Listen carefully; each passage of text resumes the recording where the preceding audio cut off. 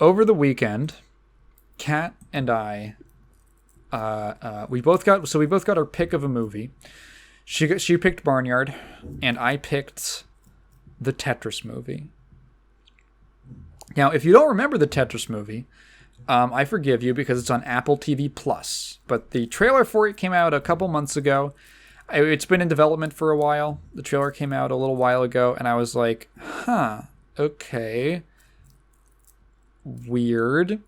Because I, obviously, Tetris is literally, it's one of my favorite games.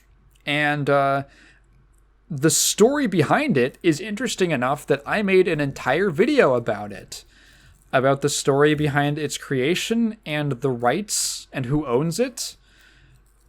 So the fact that they were making a movie based on that story of how the crazy, messy story of the rights to Tetris was very interesting to me.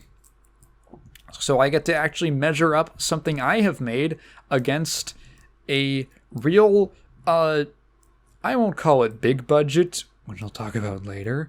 Let's say mid-budget movie, biopic is what it's called. It's kind of a biopic, sort of. I guess it technically fits. It's about a lot of people, but sure, okay.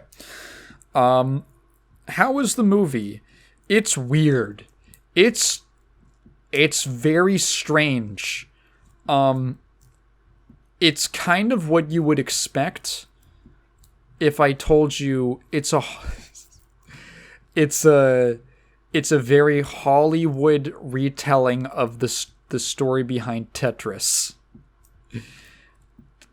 It's weird because, well, it's funny because the changes that they make are, one, not necessary, and two, kind of take away.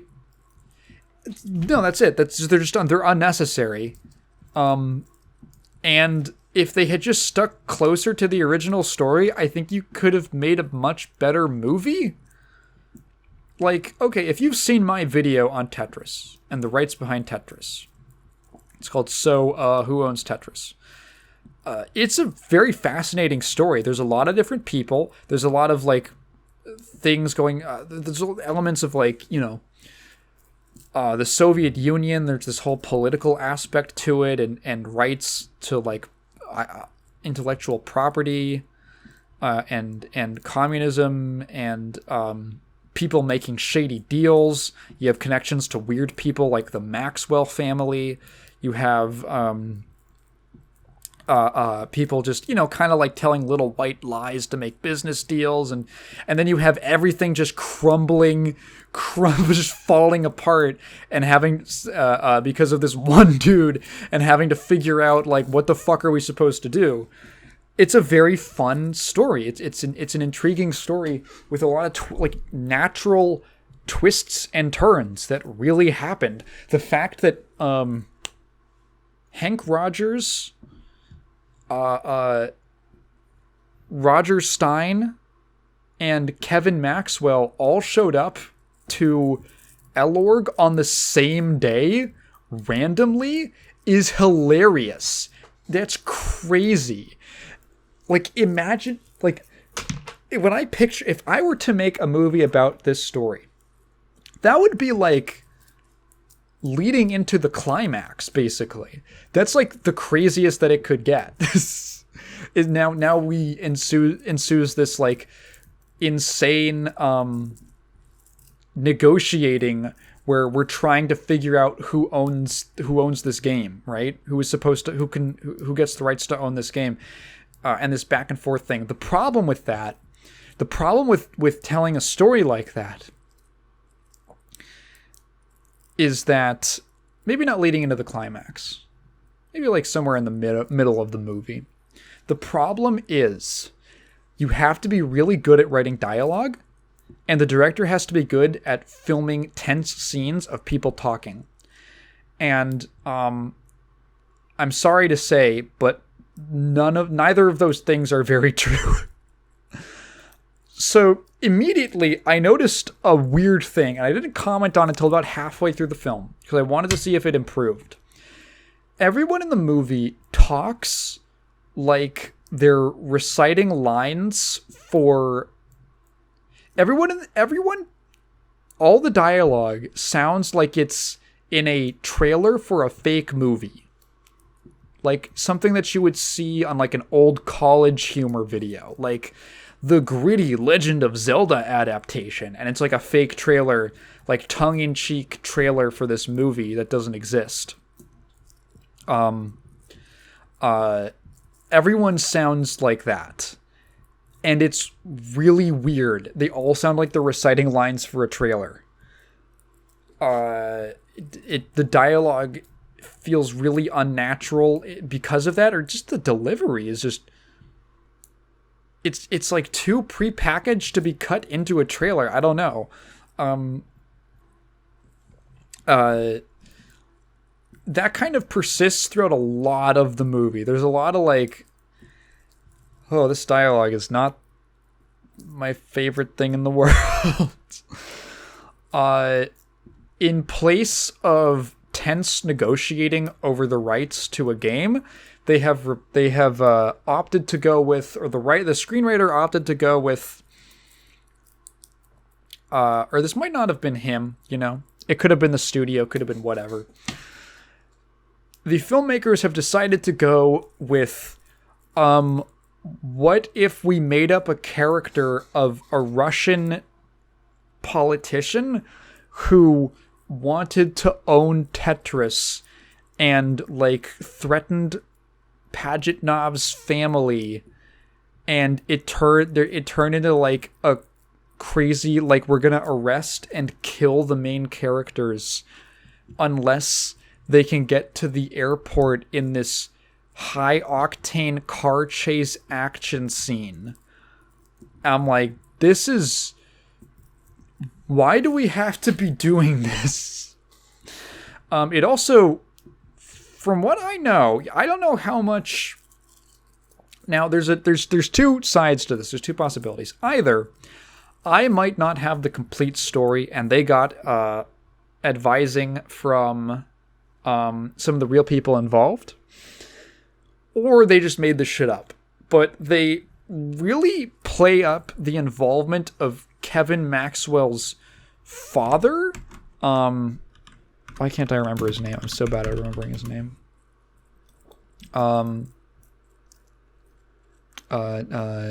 Robert Maxwell, that was his name.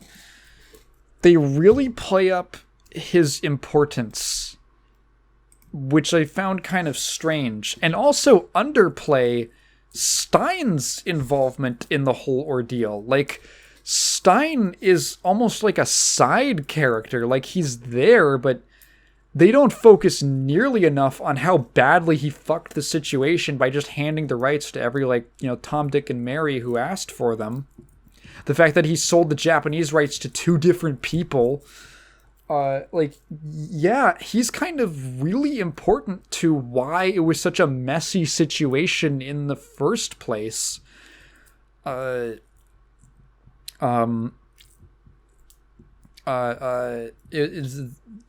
just, yeah, he's weirdly not as important. And Stein had a relationship with Kevin Maxwell. And it wasn't Robert Maxwell who was... For some reason, they have Kevin show up with his dad. And... That's not how it was. Stein and Maxwell. And Kevin Maxwell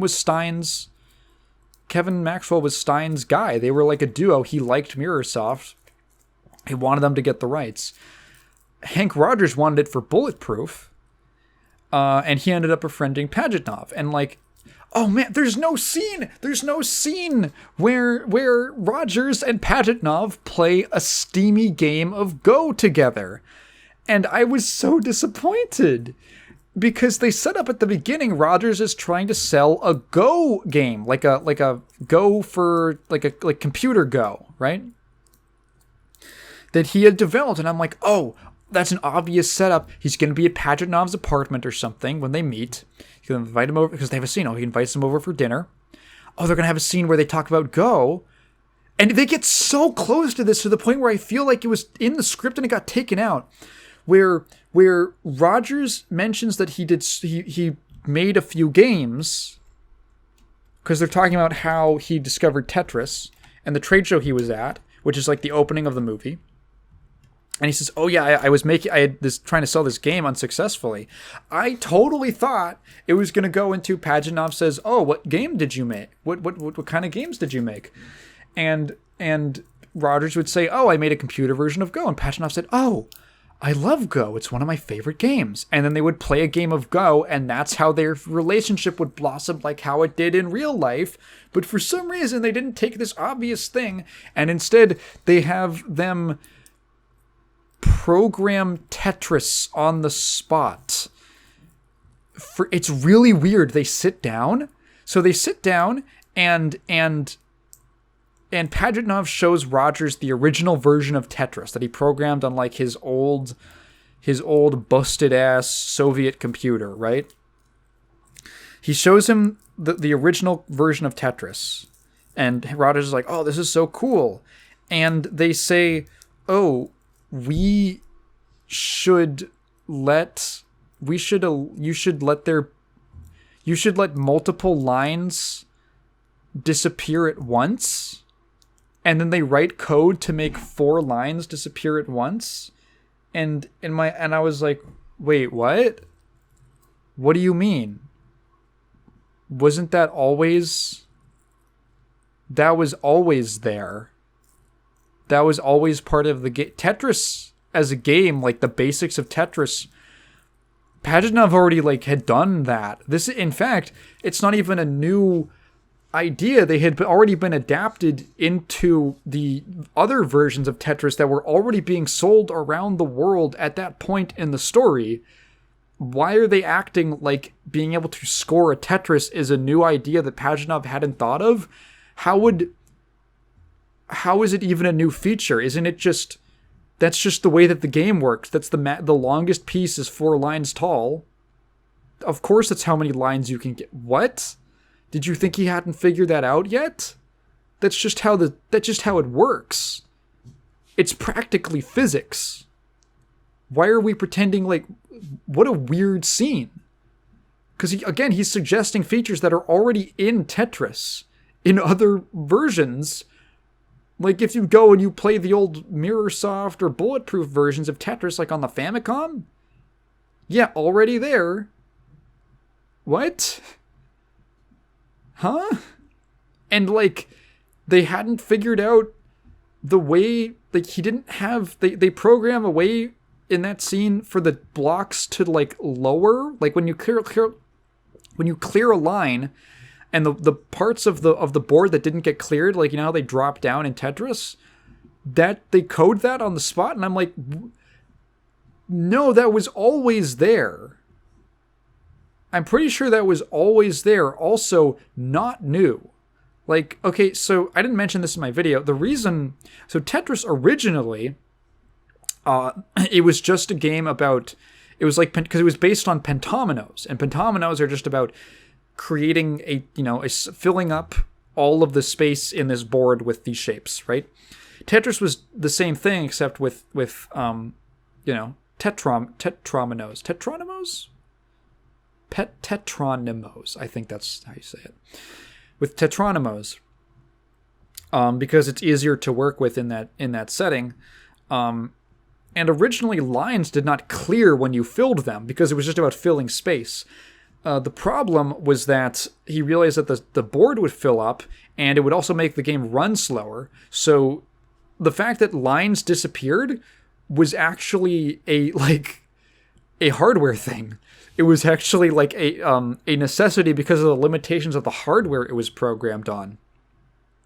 And then later, Tetris originally did not have a scoring system. Later, he added a scoring system after it got really popular among like his colleagues, and it was being passed around like universities and things like that. That's when he added that feature to make it, a little more gamey, or to be able to, play for some kind of a goal. And he kind of expanded it from just being pentominoes. But yeah, like, what a weird scene. It doesn't even make sense. What's some other weird things? Well, they kind of shift around the order of events a little bit. Like, they'll still take one event and they'll split it in two and make one thing happen at a different time. It's kind of weird. If you watch it, you'll get the basics of the story, but there's so many alterations and original things. Basically everything, as far as I'm aware, everything that involves like them potentially like risking their lives is mostly made up. Now, I would be totally willing to accept, and I would even assume actually, that going like unprompted, because Rogers just booked a flight, right? He just booked a flight to the Soviet Union in 1989. As like an American, that might be kind of dicey. That's kind of an extreme thing to do. I can imagine there is some element of danger there, but holy shit, they play it up so much to the point where I'm like, this is like a cartoon. This is like I'm like, is this going to be Fast and Furious? And then a car chase happens, and I'm like, oh my god, it's Fast and Furious. What are some other just funny things from this film? There's a scene when Pajitnov, instead of bonding over a game of Go because they're like both intellectuals or whatever, Pajitnov takes Rogers to like a cool hip Russian club in like an abandoned building, or like a, not an abandoned building, but like a warehouse. and they start playing the final countdown, and Pajitnov goes, "Everyone here love America. We want capitalism. We love America. We love Boston." He doesn't say that exactly. No, what he does. He says like, we want Levi's jeans. I'm like, fuck. And again, I have to say, late era Soviet Union was not a fun place to live. 100%. 100% I believe that. Not a fun place to live. Would I believe that Pajitnov was disenfranchised with his government? Sure. I could totally believe that. I could believe that lots of young Russians were felt that way at that time. But it's really funny to me to have an American film where the American character comes to Russia and all of the Russian character and all the cool Russian characters go, "Oh, we love America, yes, blue jeans and McDonald's and AC/DC and Boston."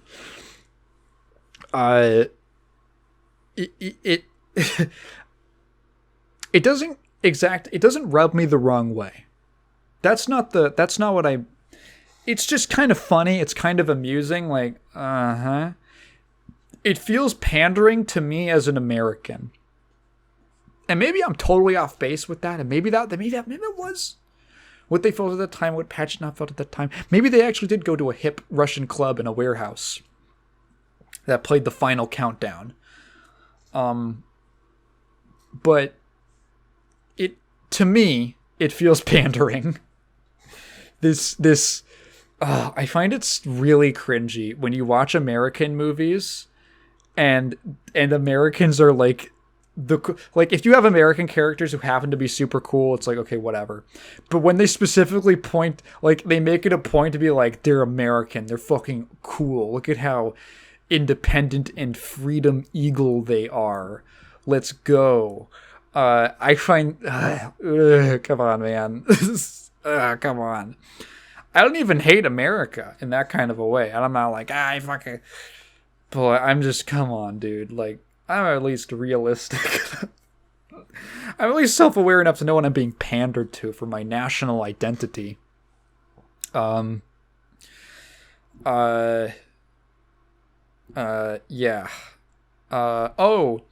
So there's a scene where this leads into the car chase. I'll talk about the whole car chase segment. So basically, the lead up to this is the evil Russian politician guy, the villain who I think was just made up for this movie, wants Tetris because communism is dying and I need to get a lot of money.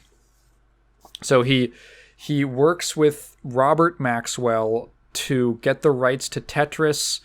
And one thing I thought was amusing was that they repeatedly play up the fact that the Maxwells were shady bitches, and all of their money was like really suspicious and maybe didn't exist. Like there's multiple scenes of Kevin walking into his dad. There's like a scene of literally him walking into his dad and like some people like in the office shredding like 1,000 papers, and he's like, "What's going on here?" And his dad's like, "Oh, we're just shredding some unimportant things." And Kevin's like, "Oh, it sounds good to me." Or just like, Kevin, my boy, I'm just taking care of some. Just a small accounting matter that needs to be resolved. The money will be resolved by then. And Kevin goes, "Well, it sounds just fine, father." Which I thought was funny, and that eventually leads to Kevin makes a deal on the spot to give them like $1 million by the end of the week in exchange for Tetris, and if he can't do that, Rogers is going to get the license. Robert Maxwell, his dad, does not know about this. And when he tells him, he's like, "Oh, fuck." Because he doesn't have that money. All of his money is just this shady laundering passed around, whatever, you know. I usually think of it, I call it cheap money. Stuff that it trades it's in his hands and then it's out of his hands pretty quickly. That's how I think it, or fast money, I think is better. I think cheap money is funnier because he's not really wealthy. He's just constantly passing money through his hands and kind of stealing a little bit of it at a time and things like that. That's cheap money in my mind. It's not it's not going into savings. It's not really being invested into anything long term. So basically, they find out, and Trifonov is working. He's the politician guy. He's working with Robert Maxwell so that they can both get this license. Kevin doesn't know about this. He doesn't know that his dad is a big sham. This all ends up falling apart in their faces, and they steal. Oh, what the fuck even happens? It's like, I don't know why this happens. I guess because Rogers isn't really supposed to be in the U.S. for business reasons because he has like a tourist visa, because getting a business visa would have taken too long. So they're always trying to like arrest him. He's like Jesus and they're the Pharisees, and he's American Jesus.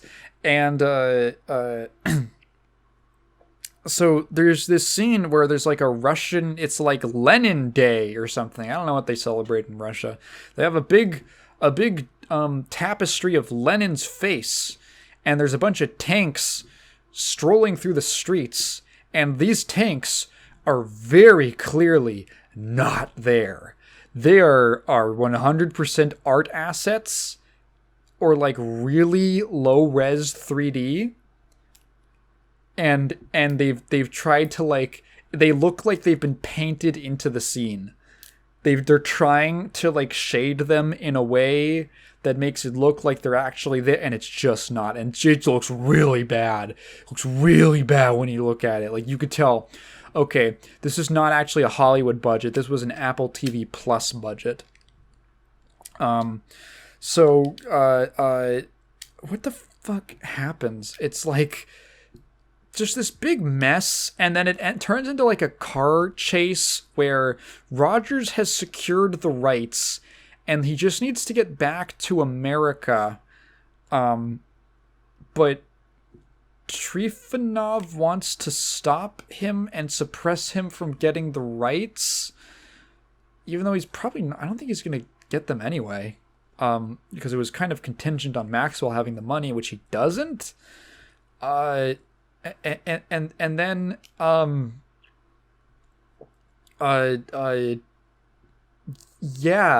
just this really dumb car chase starts, and the final countdown starts playing in the background, except it's in Russian, and it's like an 8-bit remix of the final countdown.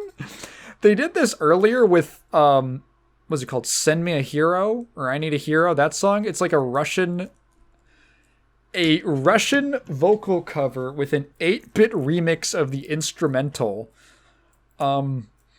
It's really strange. And then they're like doing this car chase through the streets of Moscow. I think it's Moscow. And and as it gets tense, I don't know how else to describe this. The car turns into a pixel car. Or I guess more accurately, a voxel car. Where it's like a 3D voxel car that's made up of, it's supposed to look like pixels. It's really, I keep saying it's really weird, and there's no other way to say it. While we were watching this, I don't know, I was just kind of watching this, kind of awestruck at how at this decision, and all I could say was, wow, someone had an idea. Someone in the studio had an idea. And they went for it.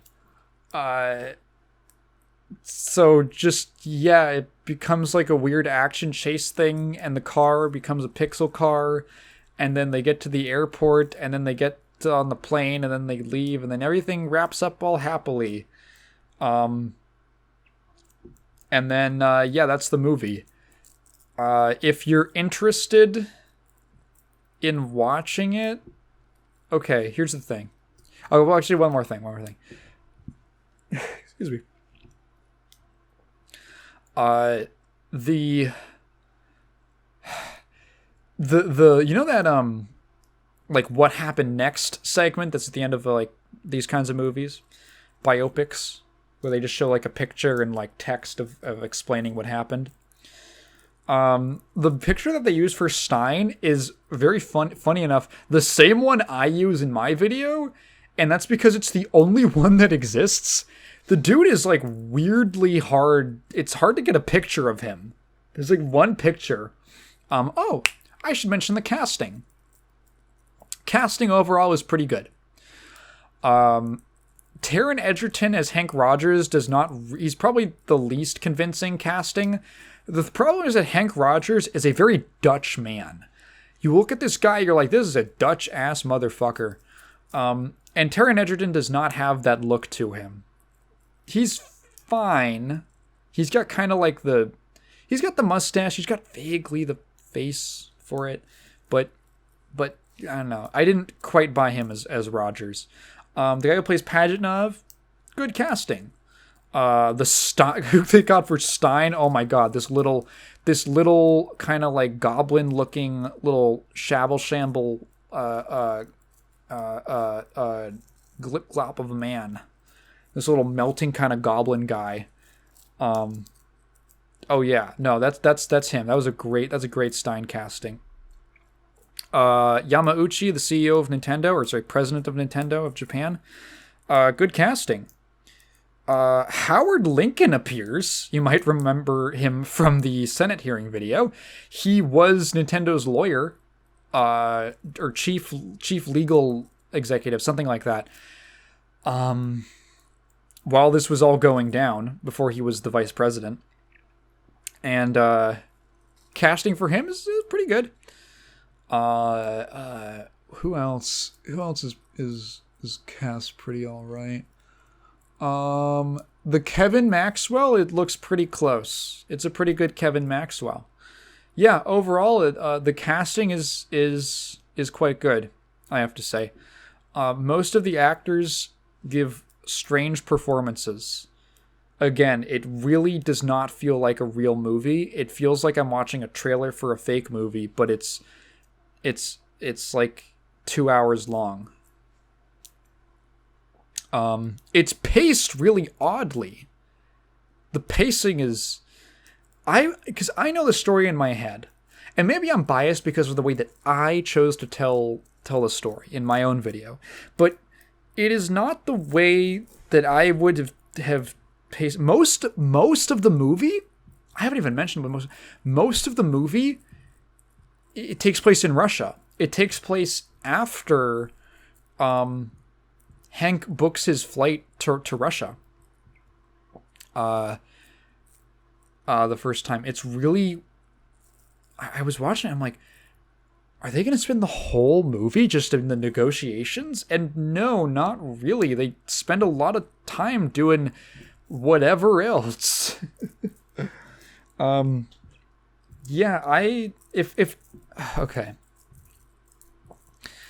I take a little bit of pride in knowing that now there is a decently budgeted adaptation of this real world story.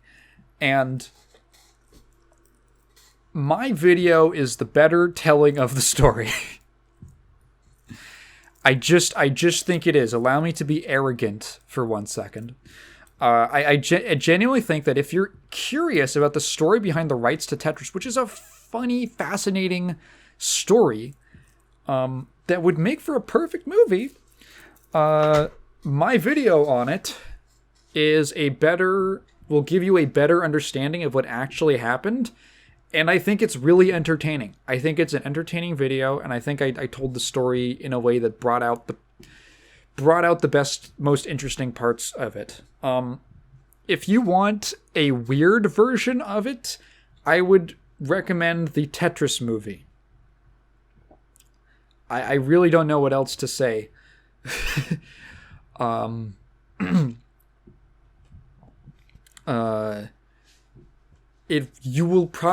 You will get a basic understanding of what happened. You will by no means get everything, or even some of the best parts, to be honest. They don't have the moment where all three of them show up on the same day at Elorg. They don't have that. I don't know why. They have it like later, but it's not. It's really... I don't know why they wouldn't have that moment, because it's such a great dramatic moment. It's perfect. It just happened like that. But the impact of them seeing each other for the first time and having like a stare off is crazy. The not having that is like, why? Why wouldn't you take that golden opportunity for a moment? Would I recommend it? I don't know. We pirated it straight up, so I can't say that we paid money for it. If you're curious about it, and my review of it so far has not... spoiling the interesting parts of it has not deterred you, I would say maybe yeah. If you have a friend or somebody who's familiar with the story, and they haven't listened to this... maybe go watch it with them, because there are just some real head scratchers that I don't even want to mention, actually, because I think I'll save that. Save that for your own experience. Some real, what? Why did, what? kind of moments. Yeah, Tetris. An oddity of a film. The last 30 minutes are pretty queer, if I do say so myself. In the classical definition, that it's strange. It's kind of queer. It's not nearly as gay as I wish it was.